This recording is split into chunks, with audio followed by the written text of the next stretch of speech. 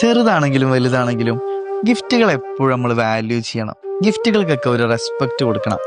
അതെന്താ അറിയോ, ഒരാൾ നമുക്ക് വേണ്ടി ഒരു ഗിഫ്റ്റ് വാങ്ങി തരാന്ന് പറയുമ്പോൾ അയാൾ അതിനു വേണ്ടി ഒരുപാട് ടൈം സ്പെൻഡ് ചെയ്യുന്നുണ്ട്, ഒരുപാട് എഫേർട്ട് എടുക്കുന്നുണ്ട്. നമ്മളെ ഇഷ്ടങ്ങൾ എന്തൊക്കെയാണെന്ന് മനസ്സിലാക്കി അതിനു വേണ്ടി തിരഞ്ഞു നടന്ന് ഒരുപാട് കറങ്ങിയിട്ടാവും ചിലപ്പോൾ അയാൾ ആ ഗിഫ്റ്റ് വാങ്ങിയിട്ടുണ്ടാവുക. ആ ഗിഫ്റ്റ് തരുന്ന സമയത്ത് അയാൾക്ക് ഒരുപാട് ഇമാജിനേഷൻ ഉണ്ടാവും. അതായത് ഇത് നമ്മൾ കൊടുക്കുമ്പോൾ ഇത് വാങ്ങുന്ന ആൾ ഒരുപാട് സന്തോഷത്തോടാണ് ഇത് വാങ്ങുക, അവരുടെ മുഖത്ത് നല്ല തെളിച്ചം വരും, നല്ല ഹാപ്പിനെസ് ഉണ്ടാകും എന്നൊക്കെ അവർ ഇമാജിൻ ചെയ്യും. സോ എന്ത് ഗിഫ്റ്റ് ആണെന്നുണ്ടെങ്കിലും ഒരാൾ നമുക്ക് ഗിഫ്റ്റ് തരുമ്പോൾ അത് വളരെ സന്തോഷത്തോടെ വേണം നമ്മൾ സ്വീകരിക്കാൻ. അത് എന്ത് ഗിഫ്റ്റ് ആണെങ്കിലും, പ്രത്യേകിച്ച് ഗിഫ്റ്റ് എന്ന് പറയുന്ന ഒരു കാറ്റഗറിയിൽ പ്രൈസ് എന്ന് പറയുന്ന ഒരു സെഗ്മെൻറ്റേ ഇല്ല. ചെറുതോ വലുതോ എന്തോ ആയിക്കോട്ടെ, നമ്മളത് സ്വീകരിക്കേണ്ടത് വളരെ സന്തോഷത്തോടെ.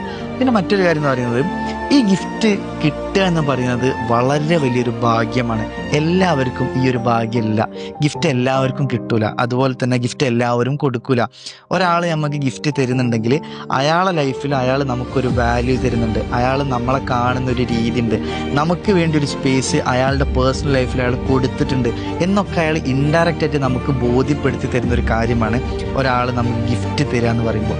സോ എപ്പോഴും അതിനെ റെസ്പെക്റ്റ് ചെയ്യണം, അതിനെ വാല്യൂ ചെയ്യണം, അത് ഹാപ്പി ആയിട്ട് സ്വീകരിക്കണം.